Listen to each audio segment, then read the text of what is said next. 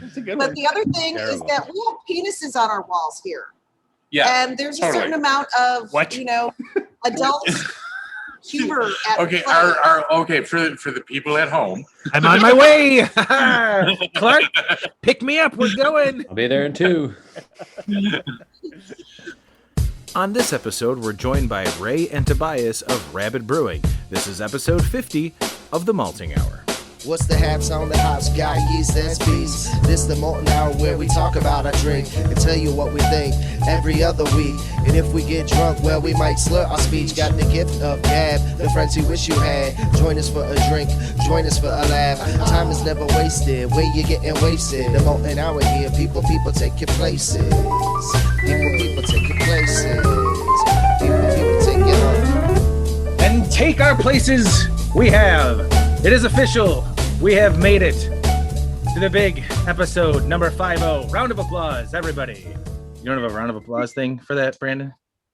Dude, you can't just throw that at me. I just kind of thought like episode 50, you'd have like a round of applause sound thing ready to go. That's not the case. Actually, the only reason I'm here is to clap for the 50th episode. I like your style, dude. I got that. Is that the only sound you have for the episode? No, I got. Okay, good. There's more surprises, but it's official. We've made it to 50 episodes. This is the Malting Hour. I am one of the hosts, Tony Golick, joined always with Brandon Winninger, and for his 50th appearance, mostly Clark Fettridge. Oh, outstanding. Well, guys, congratulations. We made it to 50. I hope to see 50 years old, so that's something to look forward to as well. There you go. But we did it, and it's been a weird couple of years, but we found ways to make it work. We've had some fun times. I would say we'd have some bad times, but I don't think we've had a single bad show or experience with us doing the show. The audience might have thought, man, that's a bad show. But us doing it, I don't think it was ever a bad show. I never had a bad time. Did you guys ever have a bad time ever? No comment. That's why you don't get a paycheck. But it is a special show, not only because it's the 50th episode, but a little backstory behind it. You know what, Brandon? Again, I'm going to step away from the mic for episode 50 and let you. I'm going to let you co-host your show. Yeah. So, like Tony said, the backstory here is when we were first starting this podcast, we did a couple test episodes that we wanted to kind of get a feel for what we were doing. And we thought about breweries that we knew that we would want to interview. And the first brewery that came to mind was Rabid. I was like, oh, my good friend Matt's brother has an awesome brewery in Homewood. Let's go down there and interview them. So we had it planned. We were going to come down early one morning. It was in December. It was over Christmas break. I had taken the entire week off, and then I got sick. And I was like, so we're going to have to reschedule.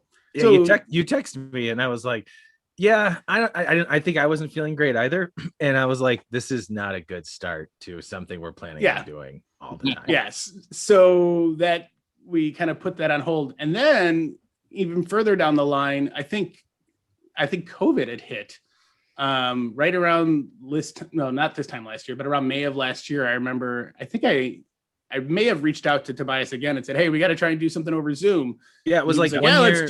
It was like 1 year later almost. You were ready. He's like, let's do it. And then, I was like, man, how are we going to get their beer? I was like, I don't want to leave the house. Like, I'm not going anywhere.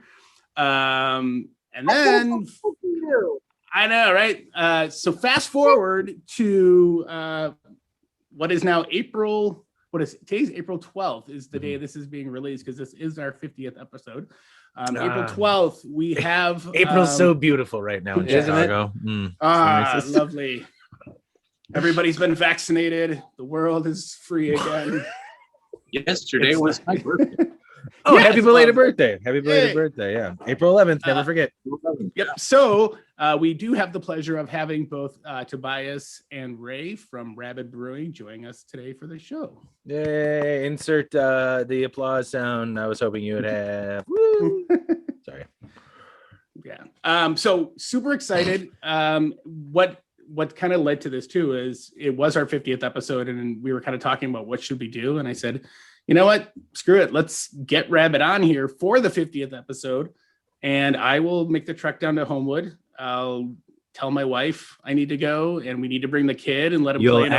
You asked Becca. You didn't tell her you're going. Don't make it seem like you're some big. No, I told her and then I said she can come if she'd like. And then we let my kid play around a park that Tobias informed me later that was a drug den or whatever at some point where people would go and just, yes, Wampum Lake. So we had some fun there, found some drugs, touched some needles. And then we came over. This is taking a very bad turn. So we went and picked up some beer. So anyway, I picked up some beer and I delivered some beer to our co-hosts, both Tony and Clark. We all have the stout that we're drinking right now. Mm-hmm.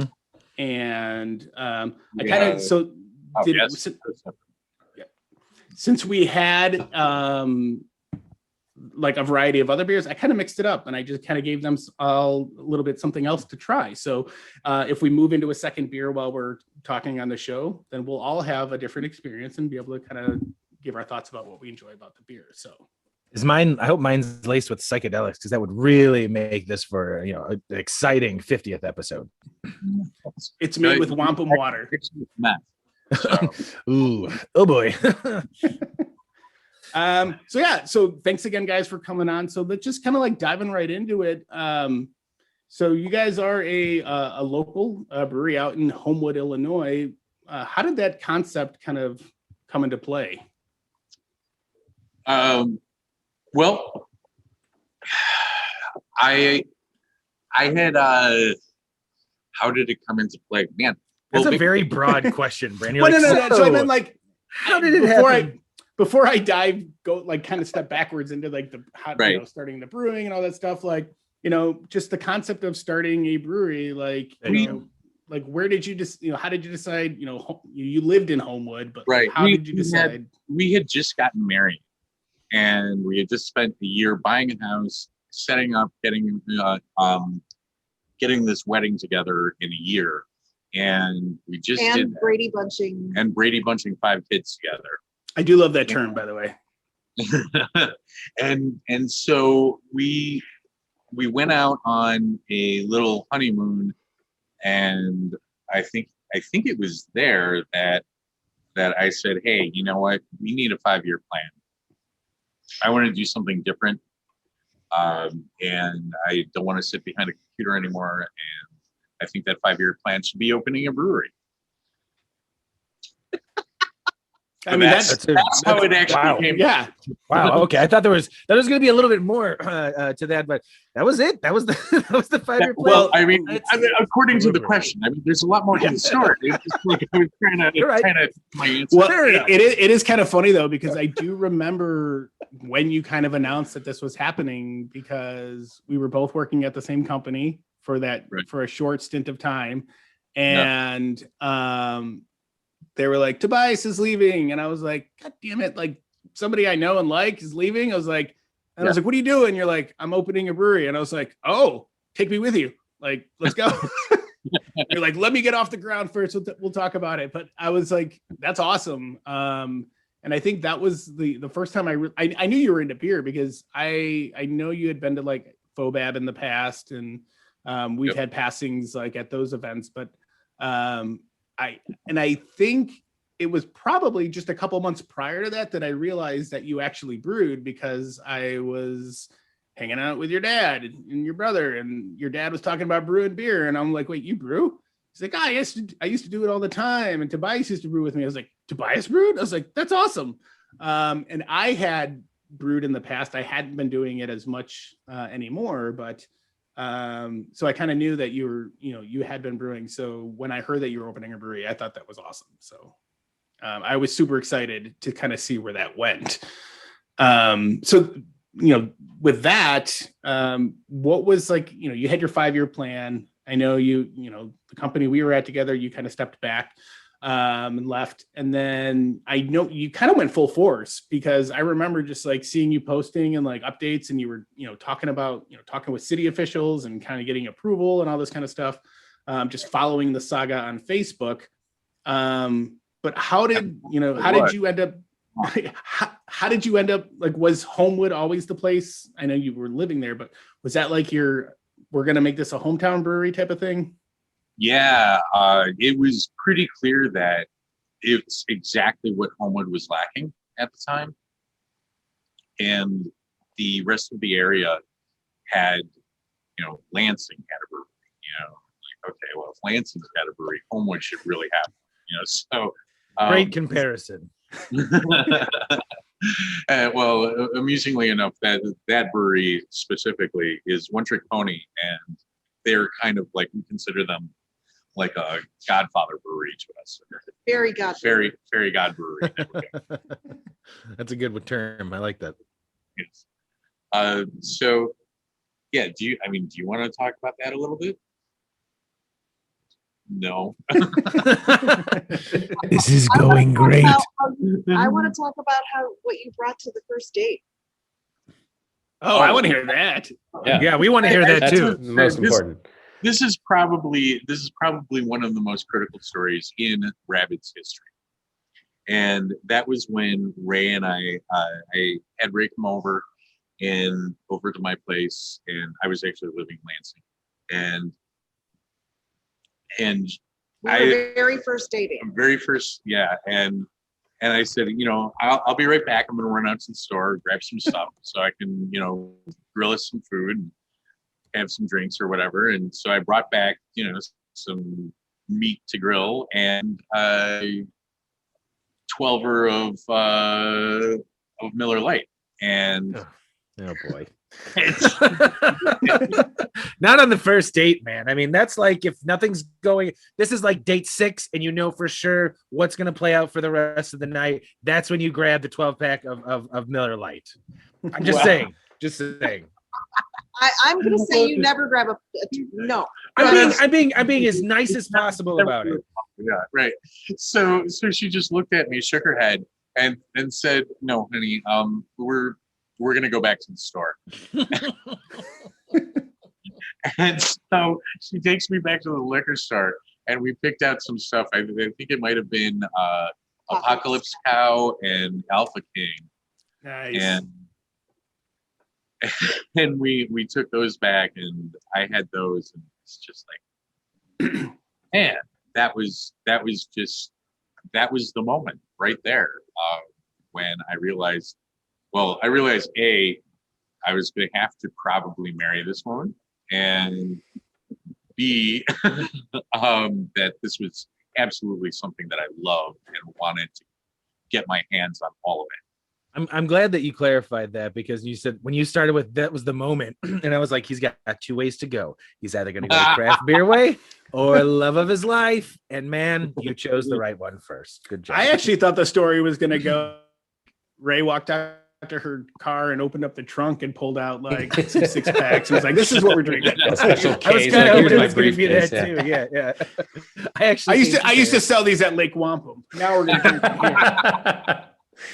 here. Right next to the Coke dealer. Yeah. Yeah, and it's funny. So you mentioned like Alpha King, and that ironically, that was one of my first beers from Three Floyds that I had that I fell in love with. So much so that when I wrote my first beer recipe, I basically looked at Alpha King, or like what they said was used online, and I kind of jobbled that around and kind of changed the hop schedule a little bit and ended up making that a beer that we ended up brewing with Alman Brewing in Chicago. They let us brew at their place, and then they kegged it for us and sent it off so we could serve it at our wedding. So that was pretty awesome. Cool. Yeah. So that is. He's talking about our wedding, all 3 of us, when all 3 of us got married. Yeah. It was so that's a very special beer to me too. So, but that's awesome, that kind of how that revelation kind of came into play. So, and then you guys got married, you had, your 5-year plan, Homewood, was needing a brewery. How did the name come into play? How did Yeah. Actually, that's a big one. Rabid Brewing. Like, how did that come into play? Right. So I had been playing around with some mythology ideas, and I was really into. I really like this concept of a rabid god, And so we made our first beer, and we named it Hair of the God. And then I was kind of like, if we use that Rabid God concept for this beer, like, what if we called it Hair of the God, and then the name of the company was Rabid God?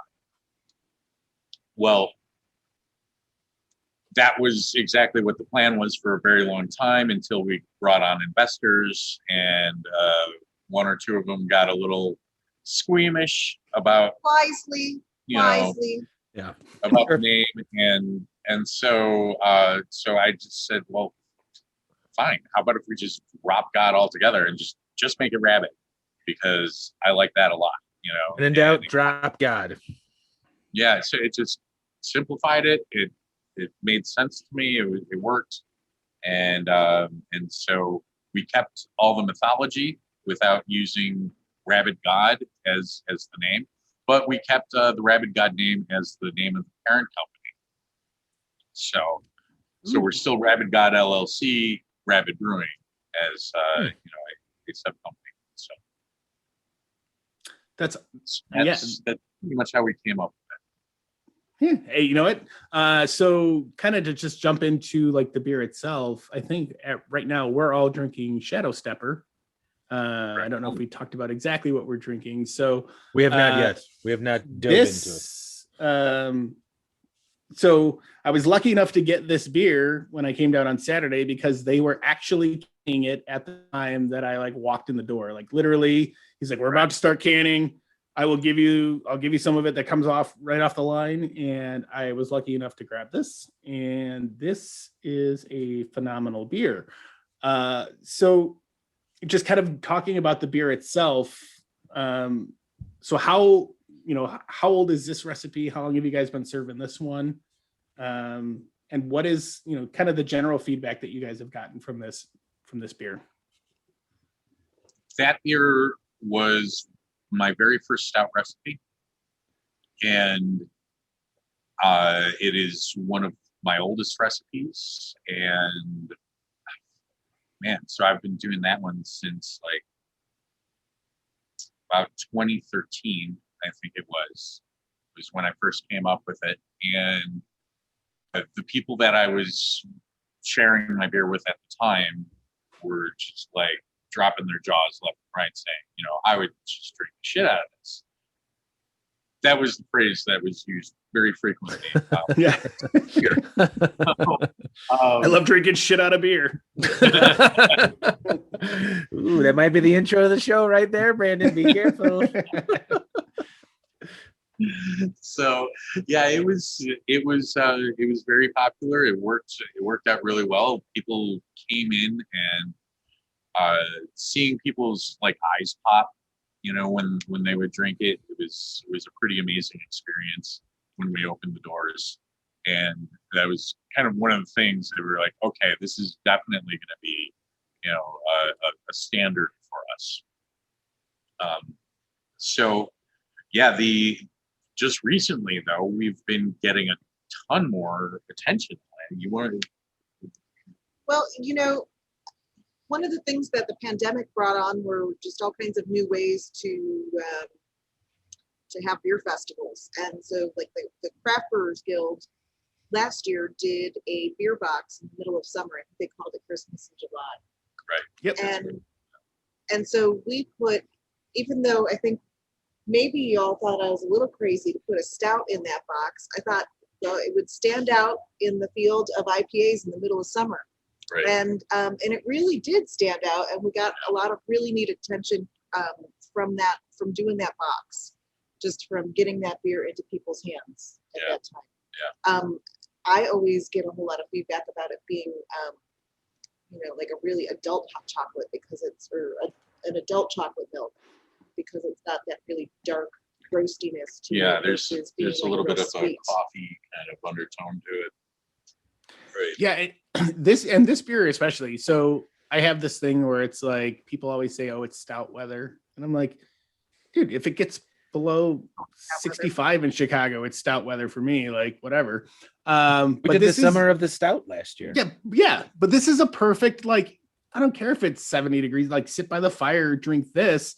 Like if I was cooking up some s'mores at a campfire or whatever, too, like this would pair perfectly with that. Like, so I think the idea of throwing that in a July box is brilliant because nobody else would do that. So you would stand out. So that some thought went into that, and that is brilliant. Yeah, if you knew our show, that would probably be the first one all three of us would have picked if we had a 100%. choice. We'd say, "Oh, that's ours." That's what Yeah.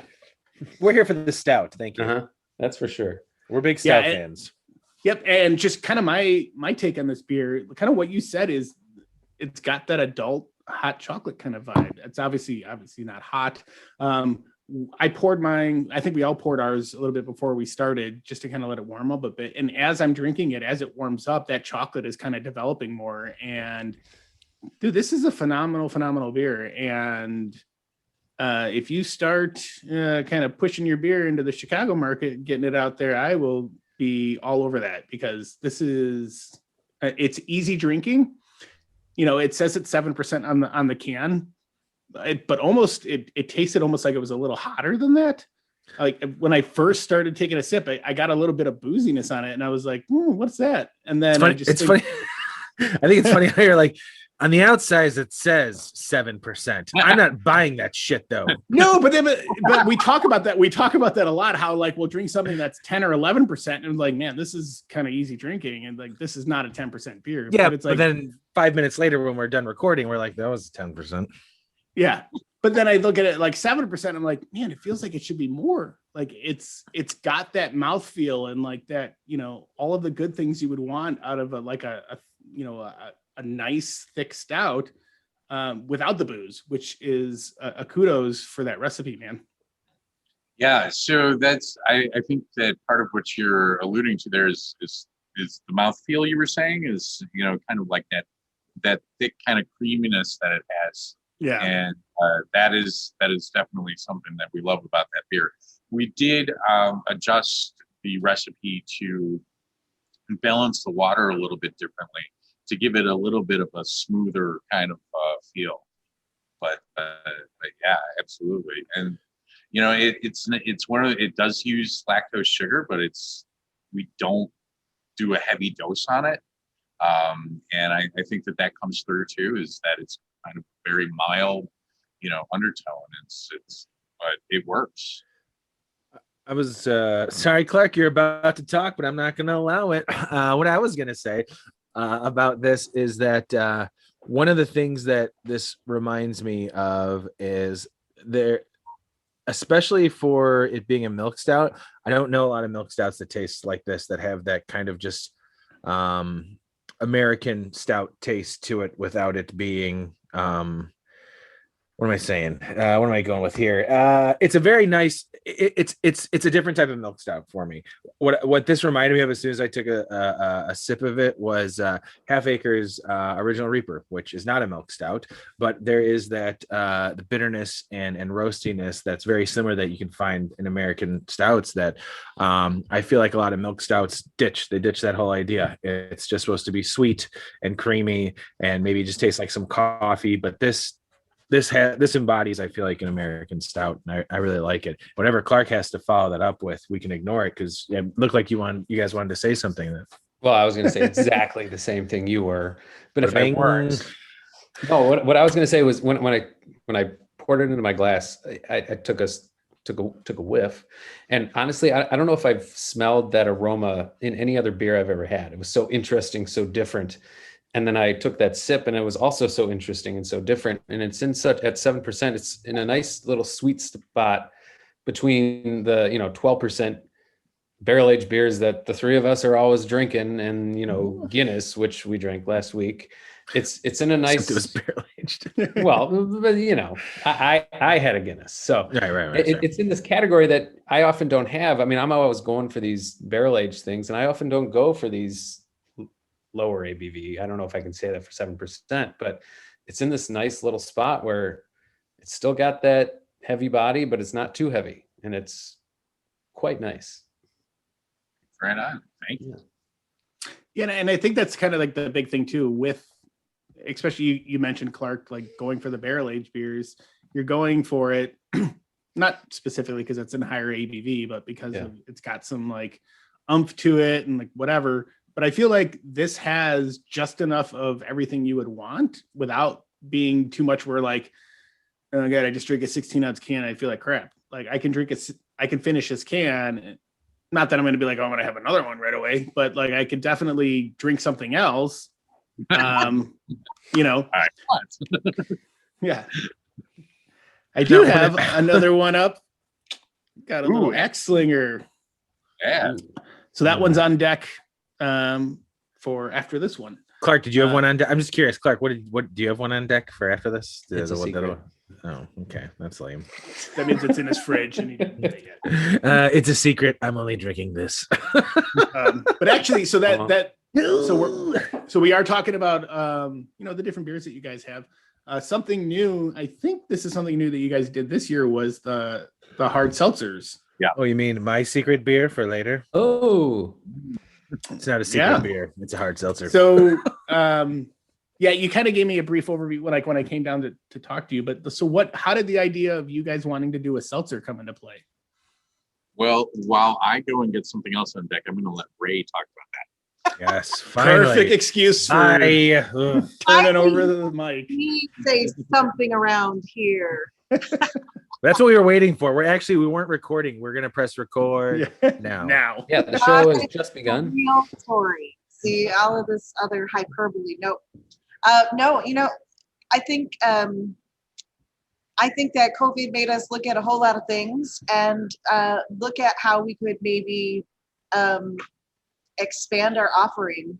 And so I would say probably around the beginning of the summer, I went to these guys and said, hey, I think we should start piloting these. And they looked at me a little bit crazy because, I think maybe there's some beer purists that would get a little worked up about it. But the thing is that I'm just so excited about it as a platform. I mean, I think that it allows us to make a delicious fermented beverage that serves the needs of people who can't, the anti-glutites, the folks who want to be a little bit more diet friendly. I feel like, there were so many folks drinking Truly over the summer, and it just made me angry because that stuff tastes like shit. Can I say shit? Yes. Not about Truly, you cannot. Tony, you gotta go. What about falsely? I like the Truly lemonade. I like the Truly lemonade. Well, but that was the thing. I felt like we could make something in this platform that was delicious. And, so it wasn't even just about a product meeting a certain need. It was about who would make art with it. Like, this is just art you put in your mouth. And I don't know, these guys, I think, are doing a fantastic job of doing that.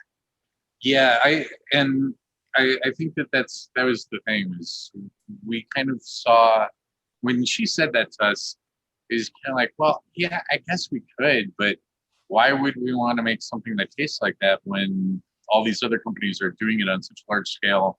And, whatever, like, is there really a craft to this? We didn't know. And then it took us a little while. We started doing a bunch of research on it and trying to figure out what other people were doing.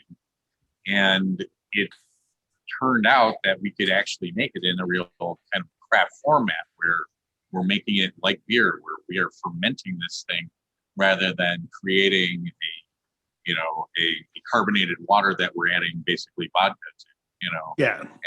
Which I've tried on a homebrew scale. It does not work. Yeah. So it's just vodka soda. It was gross. Yeah.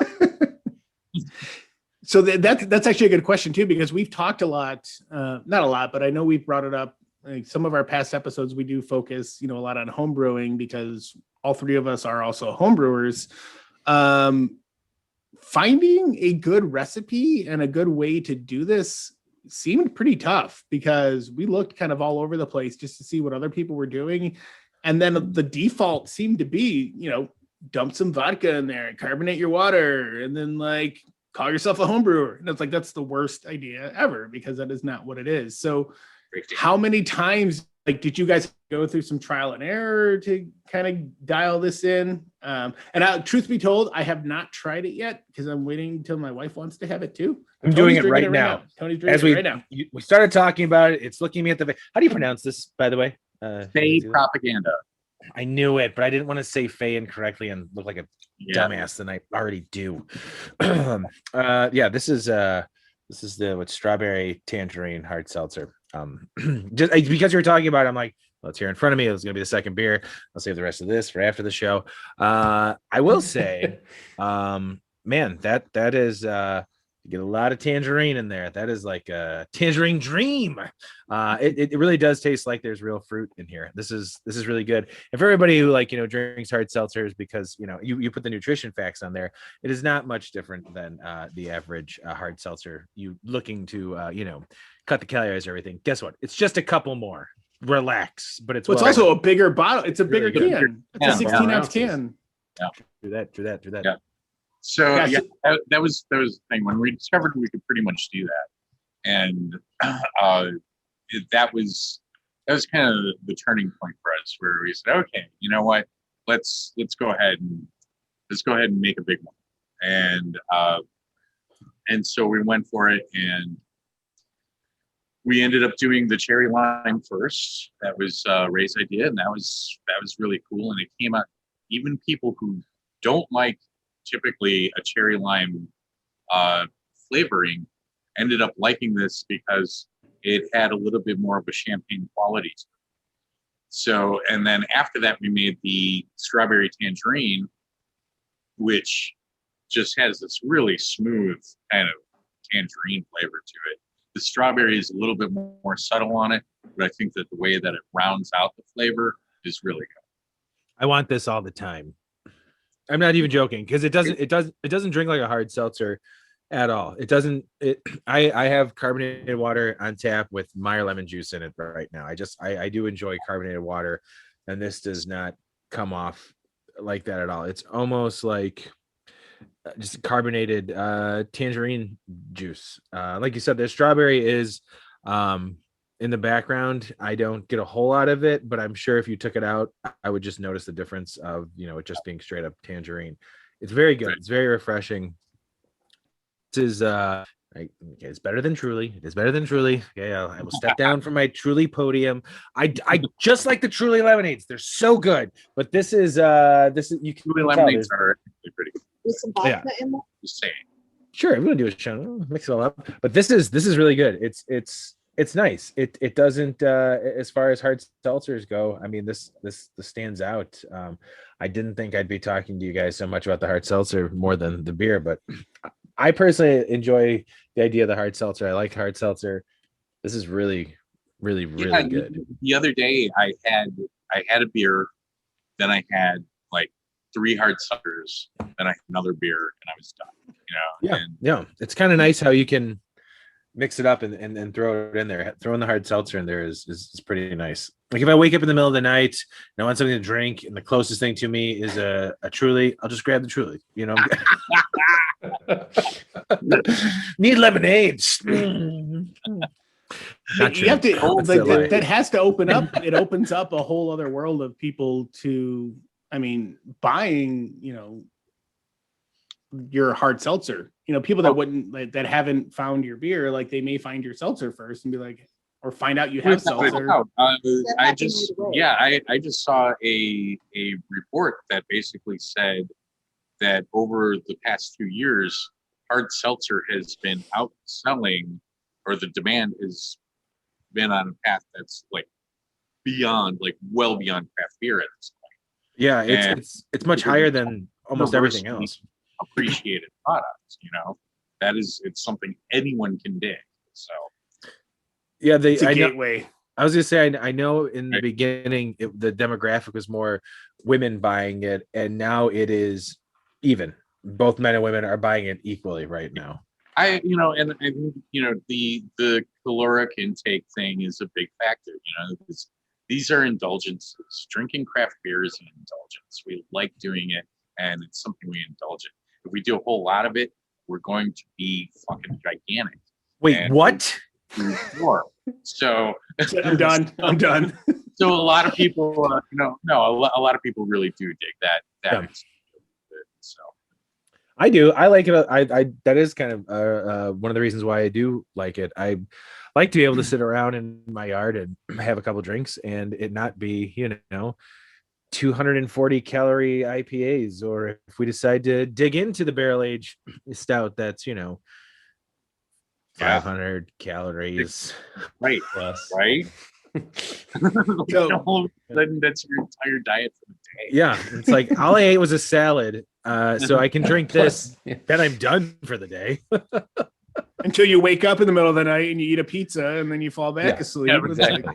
Top it off with a hard seltzer, and it's a typical Saturday at Tones.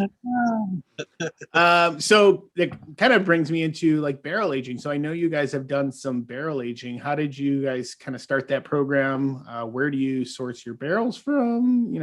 Kind of Yeah. talk about that. So, The nitty gritty. barrel aging. Yeah, barrel aging is, man, it's an interesting thing, and I'm learning a lot about what other people have done. Oh yes, there it is. There it is. Manticore double barrel aged. Way to rub it in our face, Brandon. That is one of my favorites that we've ever done. It's and honestly, Brandon, like we released that back in October. So right now it's hitting this really sweet spot. And so I hope you drink it soon. But not Well, too I soon. will. You gotta wait for me to get my shots. Yeah. I'm sure you can hold out for a month. But yeah, that beer was phenomenal. We got the barrels from, I typically go to Journeyman, which I did for this. I went to Journeyman and got some of their bourbon barrels. And I also picked up a pecan whiskey barrel from Thornton Distillery, which is okay. just right down. It's right down the street. Yeah.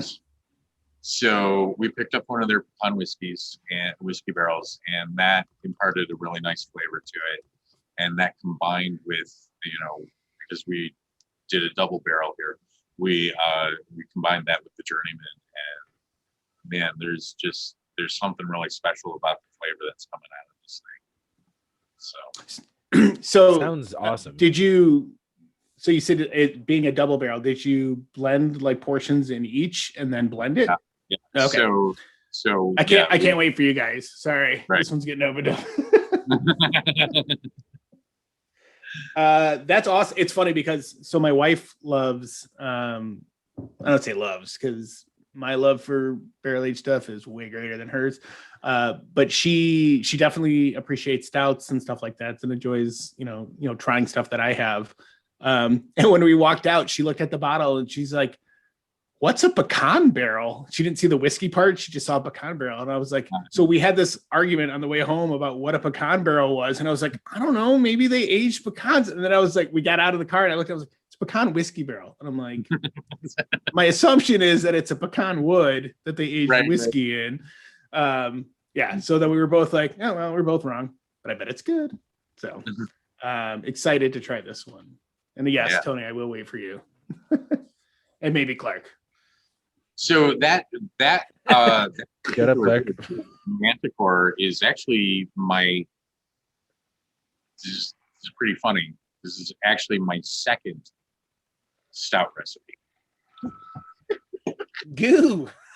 Wow. Yeah. We're Brandon and I are on our like 100th stout recipe that we finally just settled on. Yeah. Yeah, the Yeah. stout barrel aged in a Journeyman barrel didn't quite turn out the same way that I assume yours did. And if you want it, you guys, Clark still has some. He'll send you a That's bottle of it for true. you to try. And Yeah, we'll You know. compare it. I'm sure they're very, very similar very notes similar. in each. Yeah. Very similar. We've been quite fortunate with a lot of these recipes. The fact that some of them just hit right away. And that we're not going through so much of the trial and error that people typically go through. Yeah. I don't know why that is, but hey, I'm not complaining. It saves you money in the long run, I mean, we've only had it. Yeah, We've only had a few issues with barrels, like a 55-gallon barrel that had Knob Creek in it, and we brewed 55 gallons. Well, we brewed 50 gallons of a stout, and it smelled good until the pellicle formed on top because we didn't know what we were doing and not killing any headspace, and it's just all this oxygen exposed to the beer because we're a bunch of morons who got a free barrel and he blew it. Also, the guy who cleaned the barrel cleaned it with his garden hose in his kid's pool right before we put the beer in it. Why did he clean the barrel is the question. We had no idea what was happening until we showed up. Our second attempt that we did at a barrel is we did get a barrel. I can never remember the name of this small distillery in like Wheeling. They gave us a 15-gallon barrel. Wait, it's in Wheeling? I can find it. I work in Wheeling. Yeah. But we brewed 15 gallons through it in there, and that one actually, now it's not okay now. The gallons that we have left are not good, but initially it was really good. We need to dump it, Brandon. I need fucking space in the Keezer. I just want to try it. Just bring it. I'll pour you a bottle. It's not. I just want to see how bad it is, and then cry a little. But yeah, so that one actually sat in my basement for like a year, and we just had it and nurtured it, and it was great. It was great. It was great for a long time. We had a guest of ours try it who was working at Goose Island's barrel room at the time. We pulled the nail out, filled it up. We all took a sip because we had done an episode. This was 2 years ago, and we were all like, "Shit, this is gonna be good. This is tasting really good." And we also took it to Great Lakes Brew Fest, and people loved it. Yeah, that's right. And then that's a different story. It's the same beer. We just hit it. We just masked what was wrong with that beer. Sorry, we got off topic. Hi, welcome back to the show, guys. No, I might edit that part out. That is something that people often talk about with beers, and especially barrel-aged beers, is how oftentimes a barrel might just be used to mask some of the imperfections in a beer. We just recently discovered an imperfection in one of our beers, and we're pulling that off. We're not sending those out. So, and it happens once in a while, It happens to everybody. And so don't ever feel bad about that. It's okay. It's part of the whole thing. All the pro brewers do it all the time. Thanks, man. I feel better about myself. Good. Hey, listen, I mean, even the greats like Three Floyds put out a hazy beer that was perfectly clear. So, I mean, it happens, Yeah, I don't really feel that bad anymore about it, especially because it's been so long, and now it's literally just. In fact, what I tried doing recently, it had been in my Keezer here, 2 kegs of it, by the way, or about 2.5 kegs or 1.5 kegs of it, and I hit it with the CO2 because I wanted to make sure that was still, carbonated and everything. What I'm finding out is that some of these older kegs, they need their poppets replaced because I did that, and I was like, okay, great. And this morning, went to go fill up my water bottle with my carbonated water, as I mentioned, to bring to work, and I'm like, there's nothing happening. I realized that keg is leaking CO2 constantly. So the barrel-aged beer is just a constant reminder of how much money I'm just throwing away constantly. Yeah. But like you said, it happens. And then, Brandon and I came up with a really good Imperial Stout that will eventually, hopefully, find a way into a barrel. So, it's trial and error. Right on. And yes, that's absolutely the way to go, is perfect your stout first. Definitely do that.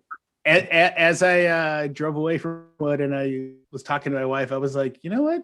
I should have left Tobias with some homebrew. I should have brought some down. And of all the people you didn't bring that stout to.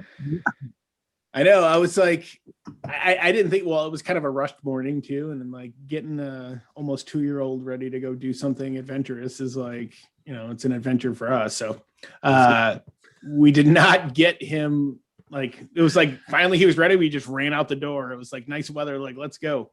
And then after we started to leave, I was like, damn it.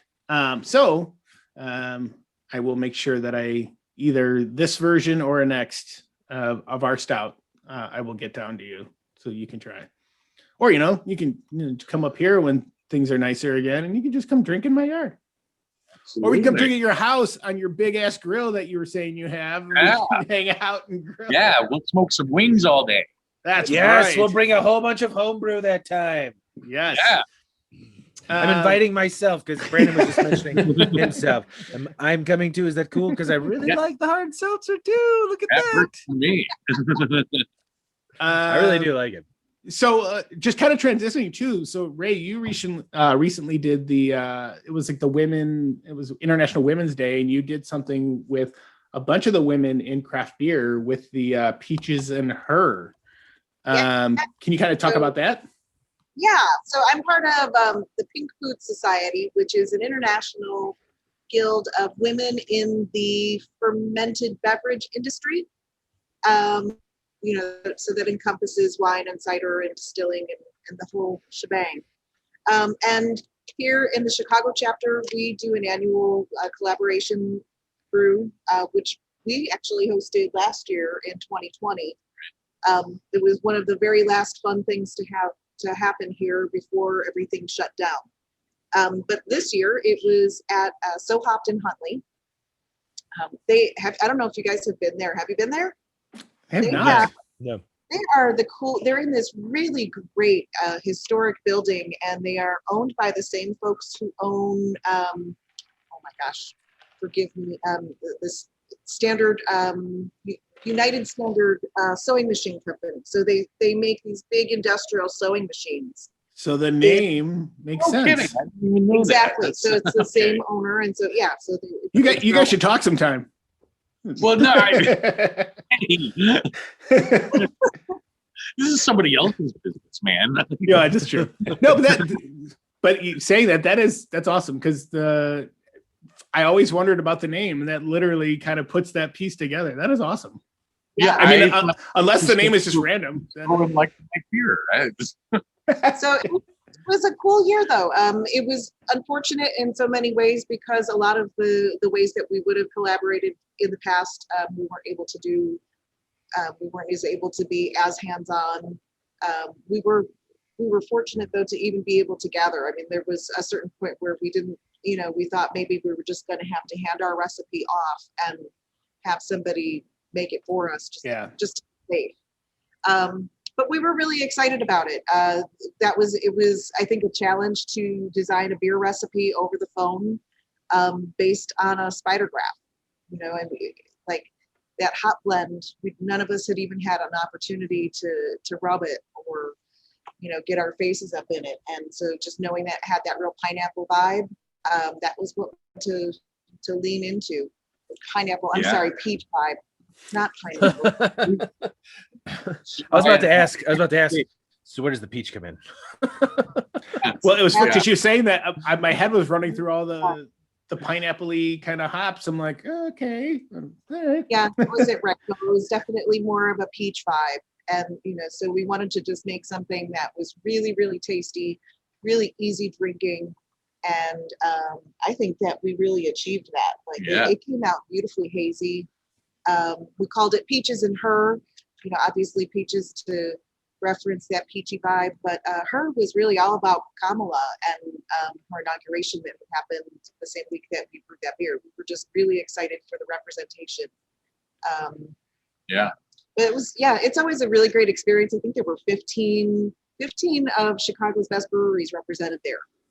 And awesome. We all carried the beer, and I think almost everybody sold out within 2-3 days.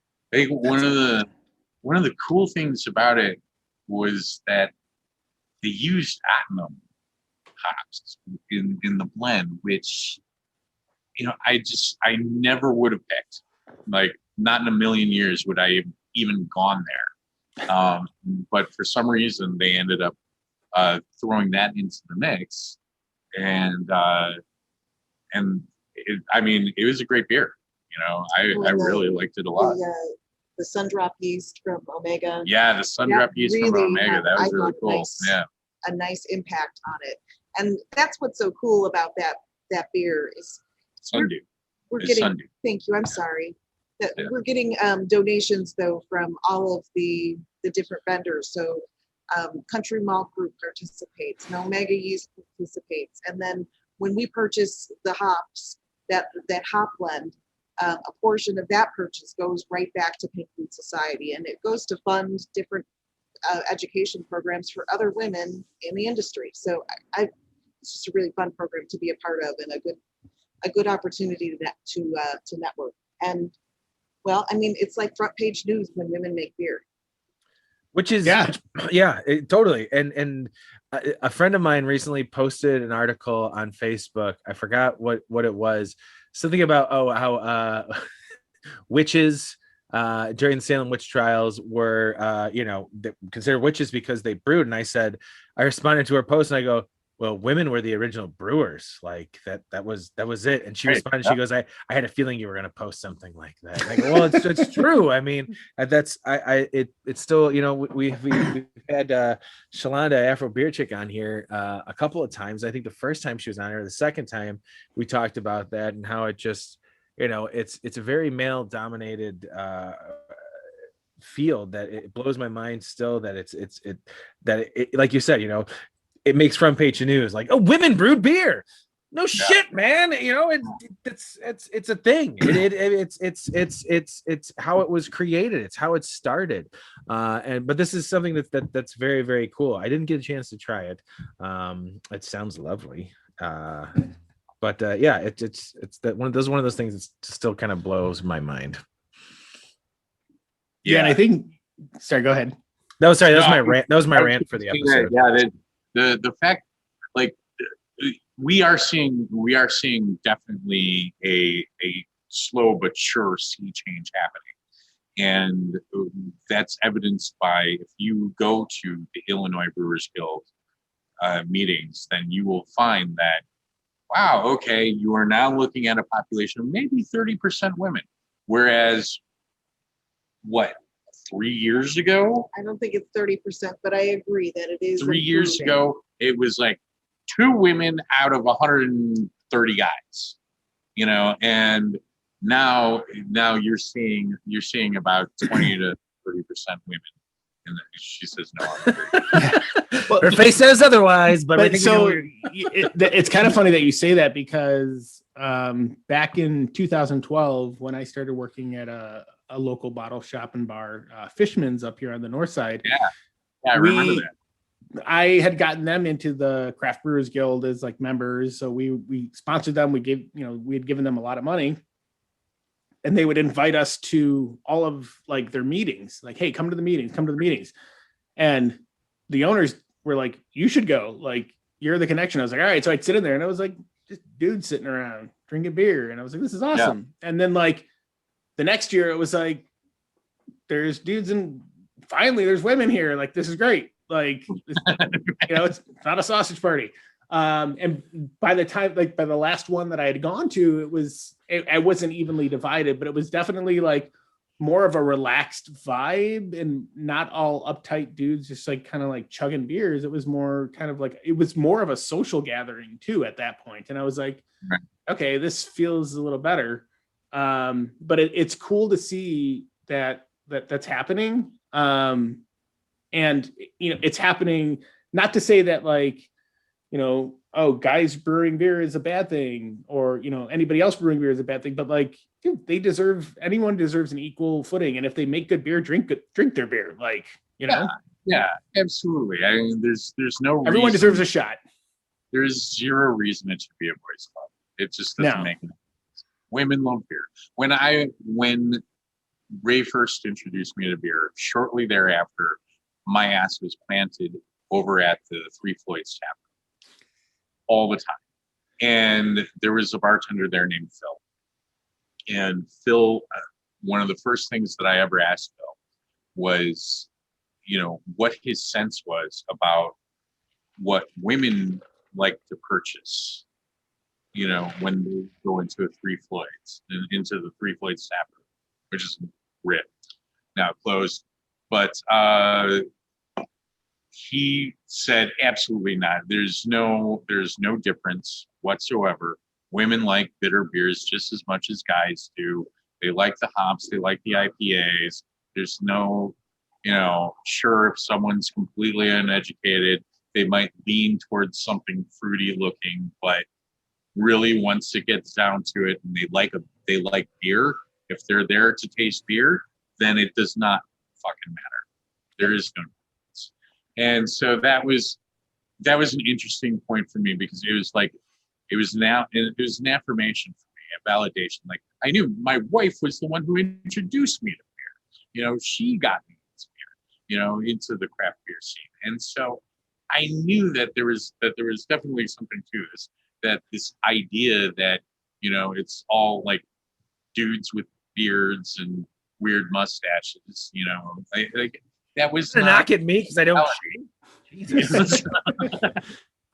All of us have beards. I've got the weird mustache. We all have beards. Yes, we do. But You're not missing anything. Trust me. but yeah, the beer douche stereotype, had kind of been versioning right around then, and developing and coming into mainstream awareness. That there are all these dudes out there going, yeah, and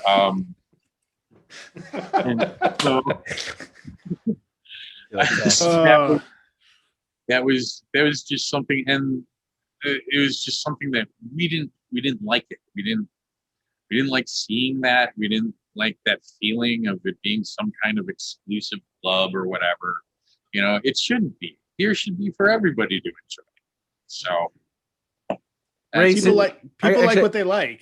I got a question for Ray. When he showed up with the Miller Lite, you obviously had experience and a better taste for beer. How did you? When did you get into craft? We've talked about this probably with everybody. When did everybody get into craft beer? When did you get into to beers that weren't just no offense, Miller Lite, yellow fizzy water? Well, kind of right away, actually. When I think back to when I very first turned 21, I was working at I don't even want to say what it was, but I was working at a popular chain restaurant that's famous for serving burgers and never-ending fries. And they had a selection. I still have a gift card for them. Right? But they had a selection of craft beers. But the thing was that it was not yellow beer. It was, I remember there being a honey brown ale, and there being like a stout that wasn't quite a Guinness. And pretty sure they have Fat Tire available regularly. It was before all of that. Oh, even. okay. Yeah. I'm dating myself. But the person who really got me into checking out like the little small guys was my stepdad, who he had a club. Actually, they called themselves the League of Strange Beer Drinkers. This was back when old guys like really had commitment, man. They had a logo. They had caricatures of all of them. They let me into the club and gave me a ring. They gave us secret rings. Whoa, cool. But Dale likes to tell people that he's the smartest guy and that he saved the world when Y2K happened. And he did that by traveling for work and going and fixing their Y2K issues wherever he went. And finding that, he was bored in all of these little places, so he would go and visit the closest brew pub. And so when he started becoming part of my family, that was one of the ways that he and I connected. So it was probably in the late 90s when he first started giving me beers. And and I remember him giving me a Devil Dancer back in the day, and me kind of going, oh wow, my God. Yeah. Like that was a real palate attack for somebody. Palate attack. Yeah. Here's something that'll wreck your mouth for the rest of the day. I think that was back at a time where it was starting to become almost a marketing ploy to say we're using 75 pounds of hops per barrel. Yeah. Like I think diminishing returns after Yeah. 1 or 30. It's 150 IBUs at 5% alcohol, which was not Devil Dancer, no, but still, yeah, I get what you're saying. That's awesome. I wish I was a part. I wish I had someone in my life that had a really cool club like that. That's awesome. Dale even still has some first year Dark Lord in his basement. Wow. I'm pretty sure that it's soy sauce by now, but For sure. I love the photos though. I mean, it's like him and the League of Strange Beer Drinkers, and which is like 4 guys, and like one of those 6-foot tables. It's like one of those. Do they have a Facebook group? Oh yeah. But like probably 10 cases of beer. That was like the first Dark Lord day. I think they were hoping they would sell 10 cases. There's actually a surprising number of people in the Facebook group. Like you're talking about. Now I'm gonna look for it. Yeah, gotcha. I want to join. Like 1,400 people now. No, not the League of Strange Beer Drinkers. Yeah, it's pretty big. Oh, I don't know about that. Maybe it's not. Maybe 400. 400, 1,400, give or take 1,000. Either way, it's much more than the 4 guys in the basement. I think you're in a weird. You're in some other weird group. It's the other group that saw 30% women in the Illinois. That's definitely not the League of Extraordinary Beer Drinkers. It has 36,000 members. Oh man. So that's where you basically found your interest was number one, working at that chain restaurant that won't be mentioned, and then your stepdad as well. Yeah. That's awesome. That's super cool.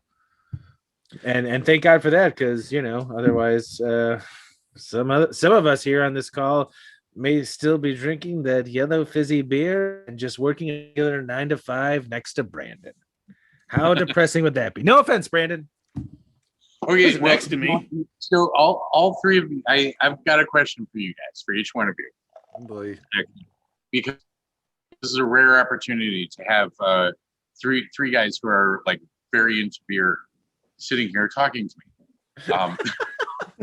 Says the guy who owns the brewery.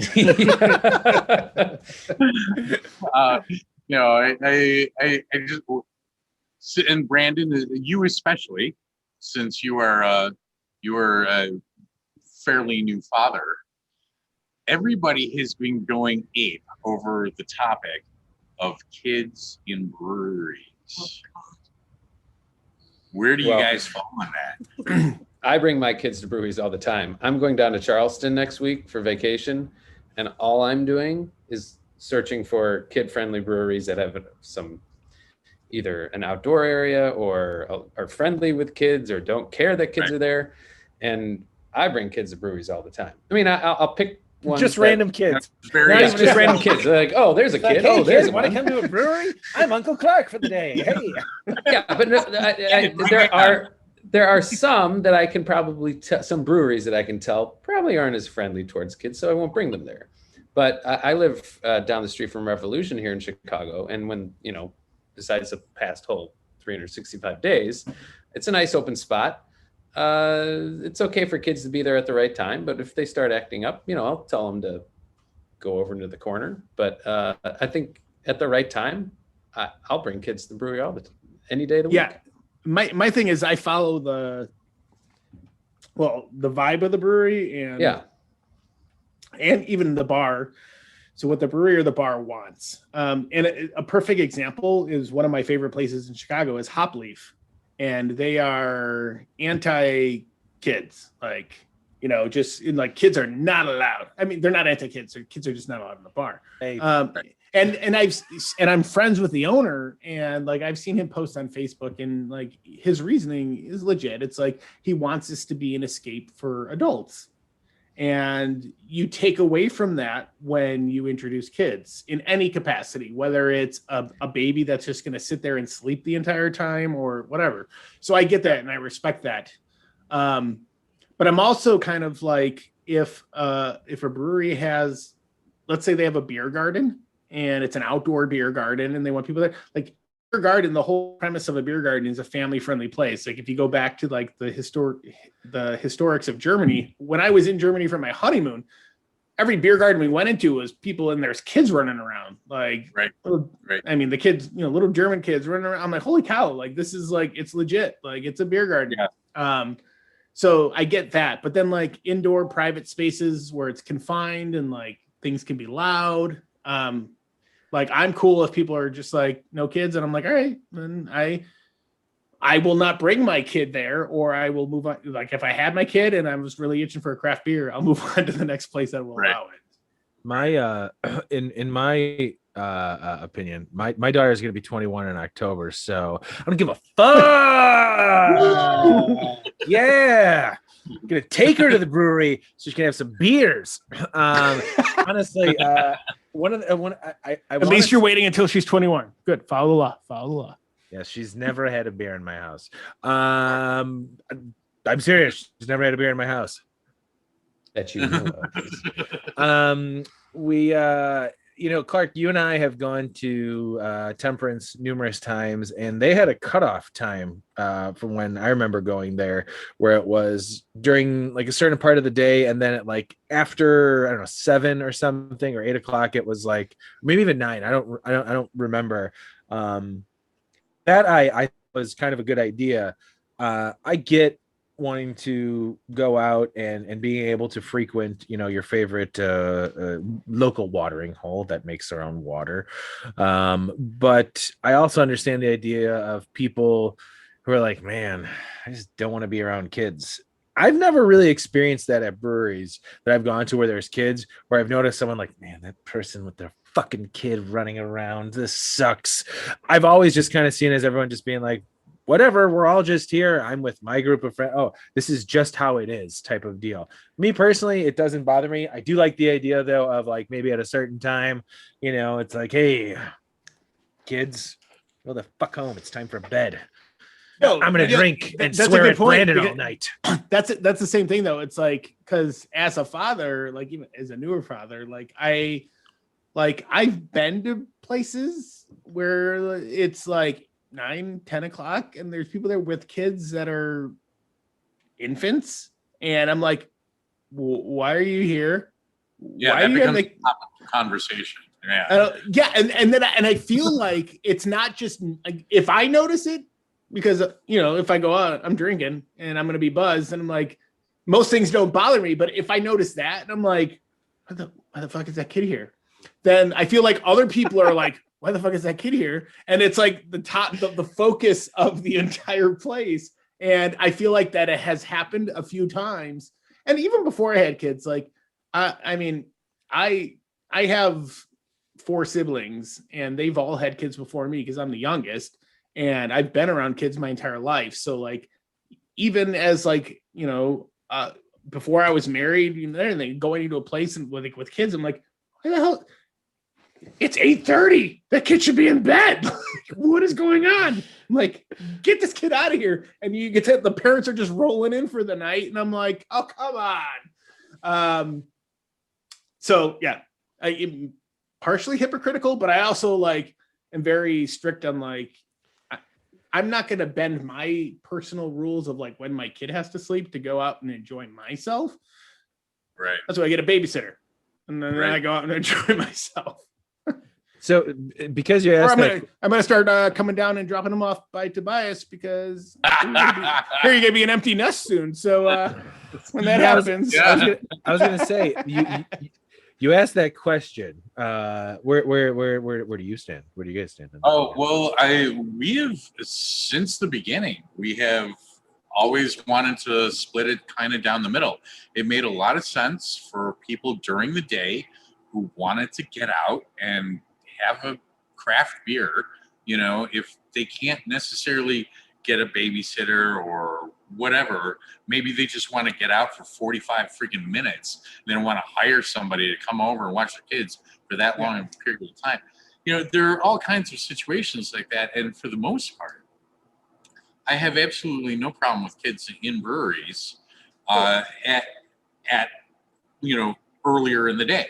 Yeah. I think that you're okay. Well, Ray has her own take on this part. You have to add into that. Kids at the brewery is not the problem. It's free range toddlers. Yes. That is the problem. Yes. And I feel like we're total of like, because the thing is, people get vilified if they're a little bit against this, as a brewery owner, and they say, well, you don't like kids. Well, we raised 5 of them, and we're here to tell you, free range toddlers don't belong in breweries. Yeah, 100%. 100%. Yeah. That's what's just We raised 5 kids and we opened a brewery. We know what we're talking about. I just like the term of free range toddlers now. That's That's a good But one. the other thing Terrible. is that we have penises on our walls here. Yeah. And there's a totally. certain amount of, What? adult humor at Okay. play. Okay for the people at home. I'm on my way. Clark, pick me up. We're going. I'll be there in 2. We have chalk walls and chalkboard walls, like completely covered. Like our bathrooms are completely covered in them. Anything that if there's drywall, it's covered in chalk paint and chalkboard paint. And so we've designed a place that encourages some interaction from the patrons. The only thing was when we were doing that, we weren't really thinking so much about underage patrons because that's not what we were trying to attract since we didn't have any products for them. So it was kind of funny, it was kind of like, well, yeah, I sure you can you might not want to let them go to the bathroom. A lot of But dicks. definitely- There's just a lot of dicks. There are a whole bunch of dicks on the wall, I mean? I'm this close to using that for the intro. Of the I was show. just gonna say, and there's the intro to God. the show. I can't use "There's so many dicks on the wall" though for our 50th episode and for Rabid Brewing. Like everyone's gonna be like, "Why are they talking about dicks on the wall?" That can't be. Yeah, I'll allow it. I meant tempting. It is tempting. So kind of rounding this whole conversation out, so pandemic hits this year. You guys have faced a lot, and I know, we're close friends with breweries up here on the north side, like Lake Effect, Ailman. We've talked to them during the pandemic. How is the pandemic shaped you? Obviously moving into hard cider or seltzer was kind of something to do, but beyond that, like business wise, like how has that kind of helped you? Well, Or shaped you? So, a year ago when things first were getting shut down, 100% of our products were sold by way of a keg. And we found ourselves in that, it was horrifying as a business person to go, oh my God, how stupid are you? All of your stuff is in a keg. And what we found, I think, is that it maybe accelerated some of our plans to get into canning and do some packaged goods. It accelerated it because we had to do 100%. And so by the end of May, 100% of our product was in a can. And that's how it remains right now, even because frankly, I still have nightmares from us filling 2,000 crawlers in 2 months. And I'm afraid to put beer in a keg because, we can always sell a can. Yeah. What if something happens and it's a new variant? The shit hits the fan. Yeah, right. But I think that there's a possibility that this ends up for good for us if we're able to somehow build up the same kind of business that we used to have in our tap room. If we're able to replace it with some of the, we were able to do some really cool retail stuff here in downtown Homewood with the different events that they have here. If we're able to do that and add it to the, to the self-distribution business that we've been able to create, and the to-go business that we've been able to create around canned products, there's this possibility that we could end up stronger in the end. I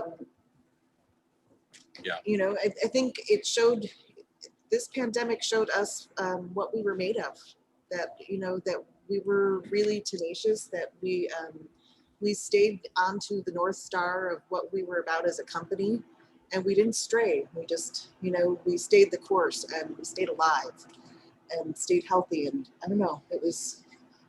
And we continued to make beer for gods. Rabid and otherwise. One of the things that kills me is that, what we missed out on in this last year was the real important direct feedback that happens when I get to stand in front of you and look at you while you put the beer in your mouth. Because when you do that, your face you can't lie. You can't tell me some bullshit like, oh, I love it. Like, it doesn't work that way. Does your poker face translate to your beer face? So, like, for Tobias to have to make beer for a year in almost like a visual vacuum, because we really never got that opportunity to see people at beer festivals and to really see your face while you were trying things. So, you know, for these beers to be coming out right now, I'm really proud of them. Like, cheers, man. Oh, thank you. You're doing the shit. That's awesome. I'm Cheers. Happy yeah. Cheers. You know what? I'm not gonna lie. I went and grabbed the random beer that he gave me. I'm gonna drink this right now. Oh, right on. Right on. I'm gonna do it. Tuesday night. So wait, I was just gonna say real quick. That's awesome to hear that's where you guys, you know, took the opportunity of basically the pandemic presented something to you guys and you were able to transform it into something that was positive. And like you were saying, you know, accelerated the canning. It sucks that you're not able to see, you know, the reaction of people drinking your beer, yet you're still making something that people are buying. And now there's definitely a light at the end of the tunnel. I feel like we've said this numerous times on episodes. I'm happy to say that I really do believe we are at the you know, getting really close to the end of the tunnel here with the way things are going. And I'm really looking forward to coming down there to actually see you two and have some beers with you guys, with Clark, maybe Brandon. Wait, flip that around. With Brandon, maybe Clark. You thought Clark thought I was really inviting him to go to something. Brandon knew what I meant. Loser.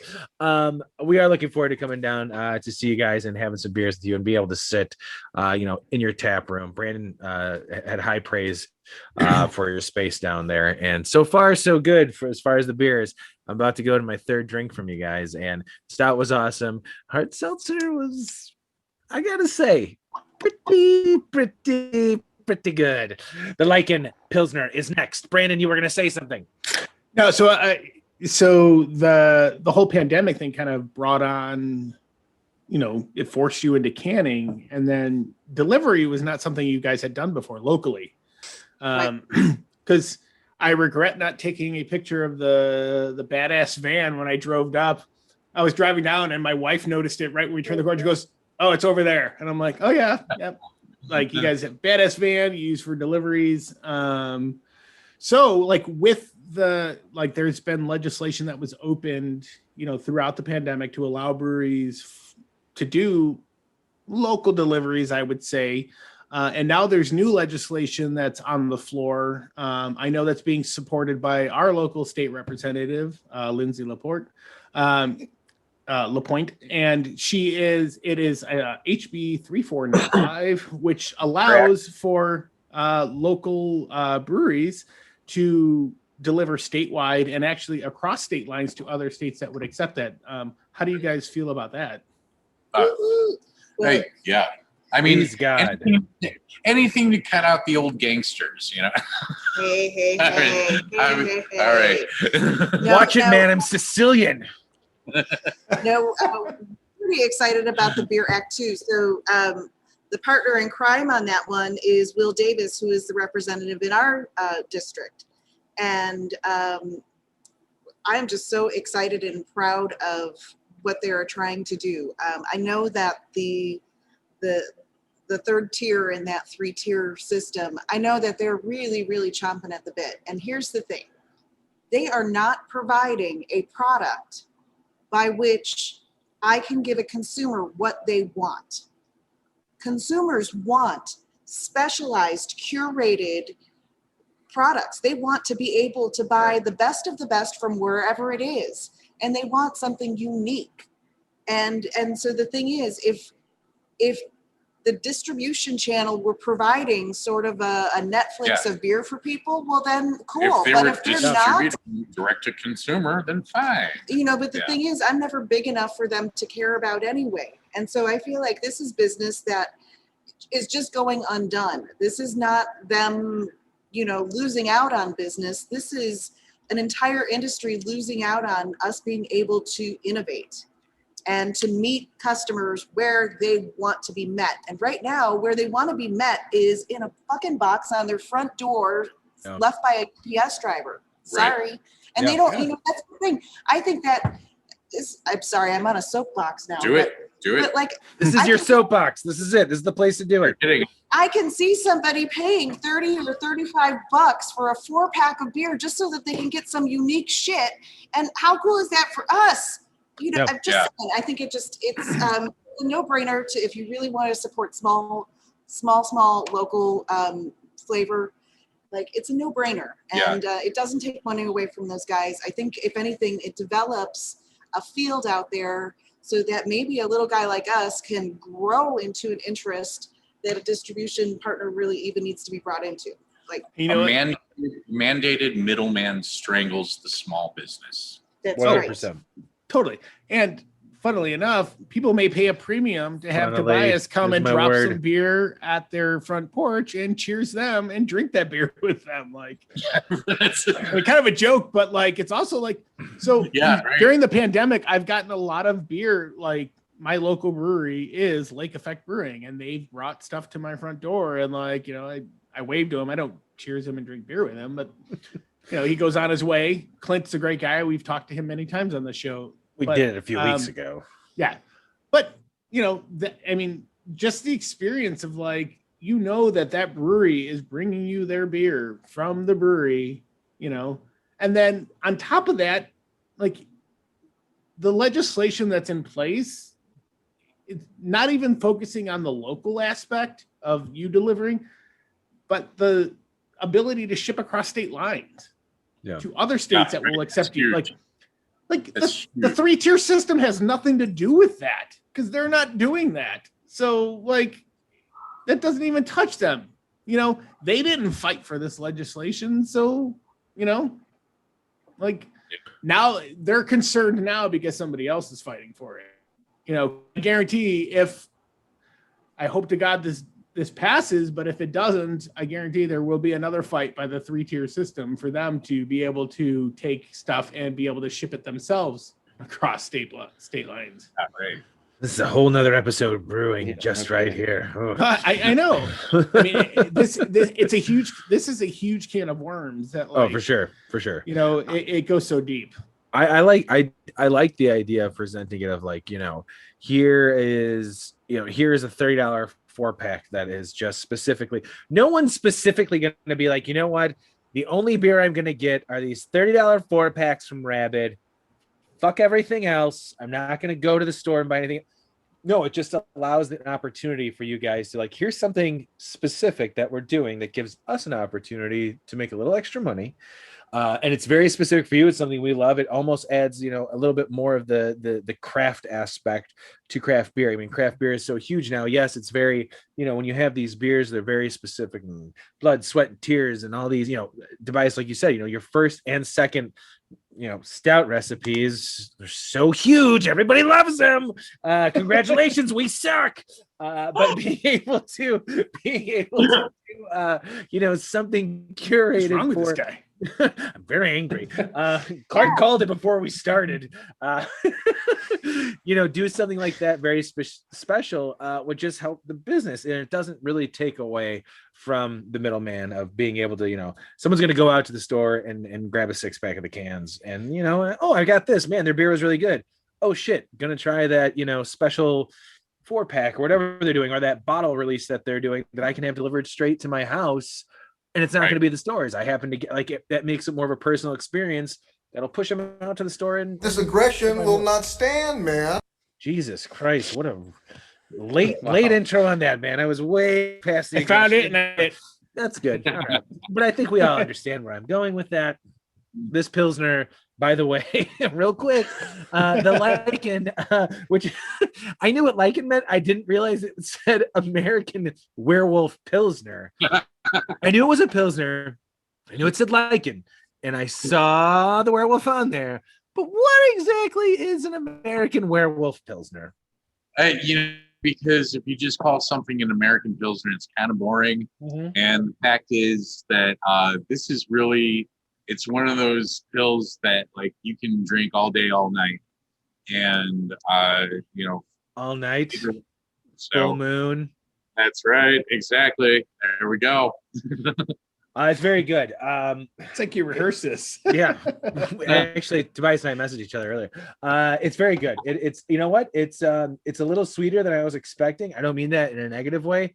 It's just an observation, which I think kind of makes it stand out. I like it. I'm not a huge Pilsner guy. You can ask Brandon. Apparently not, because he gave me the Pilsner.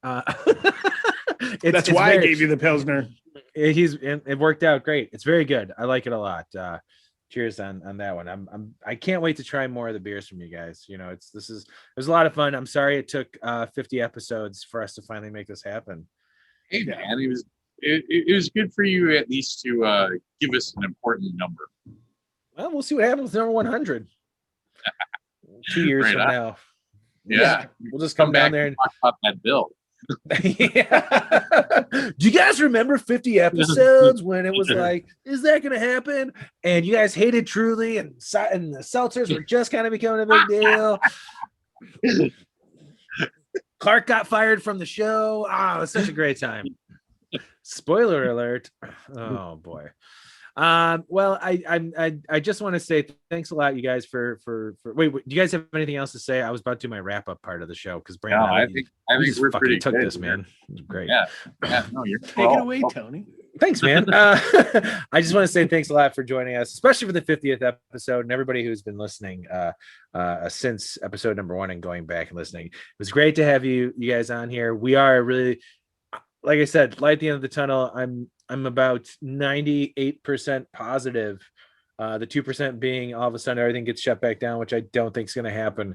98% sure that the three of us will be making our way to see you guys this year during the summer. I think even during the summer makes more sense. Yeah, no, we're looking forward to it. Beers are awesome. It was really nice to finally get you guys on here, learn more about Rabid, where it comes from, what the beers are, because I've been following you guys on Facebook since Brandon told me to do it. So that's been a while now, and I'm like, look at all this cool shit happening, and I haven't been down there. So thank you so much for joining us for the 50th episode. Do you guys have anything else you'd like to say? When I say you guys, I don't mean Clark and Brandon. Clark and Brandon, shut up real quick. Well, no, let's make sure that where can people find you? That's what I was letting them say. That's what I wanted them to do. Yeah, 50 episodes. You think you'd know? Do it. I'm editing So this episode. we're right now in the city of Chicago. We're in 3 places. We're at Rogers Park Provisions, Uptown Provisions, and Rogers Park Social. And then in the suburbs, we're at Bizio's Fresh Market in Olympia Fields. We're at Family Wine and Liquor in Homewood. And we're adding several new bottle shops that we'll be announcing over the next few weeks. I love that you know all those. Everybody will have heard about already. Right. Right. Right. We'll have already announced. Sorry. Yes. Right. Yeah. We can update the posting as well. It's in the details, guys. Look in the episode details. All the information's there. And you should actually, by the time you hear this on April 12th, you should be able to check rabidbrewing.com for a complete list. Ooh, you just held yourself to that, didn't you? We got some work to do. So physically in Homewood, where can they find Rabid Brewing? We are at 17759 Brett's Drive, which is 1 block east of Halstead off of Ridge Road, right off of I-80 and Halstead. Yes, it's right behind the Home Depot and Jewel. Brett's is a real street. Birds are not. There is a ton of fast food options around there that I've noticed when I was there with my family. So wait, I can go grocery shopping, go get stuff from my Chick-fil-A. garden. That's right. At the Home Depot, and then go grab some beer from you guys and head out. Yeah, that's right. I just trying to work on my selling point to have my wife go with me. Yeah, no, that's perfect. We've actually heard that a number of times, and a lot of people come in on Saturday afternoons and say, "Yeah, had to go to the hardware store." Oh, don't you know? Look, I've already got a plan. Look, Laura, if we're gonna get a good deal on doing that garden bed. We need to go down to Homewood. Trust me. I know a It's spot. the only Home Depot, that has it. ever. That Home Depot specifically, I was told there's a deal. Oh shit! Look at that brewery. Let's stop in there real quick. Oh, that's weird. Haven't you mentioned Rabid? No. You got the ground. Did you need some guacamole from Jewel? This is the only Jewel that has those chips that they made in store ready now. Oh, jeez. They make it in this store here. Mhm. All right. Well, so that being All said, these we got 'em. yeah.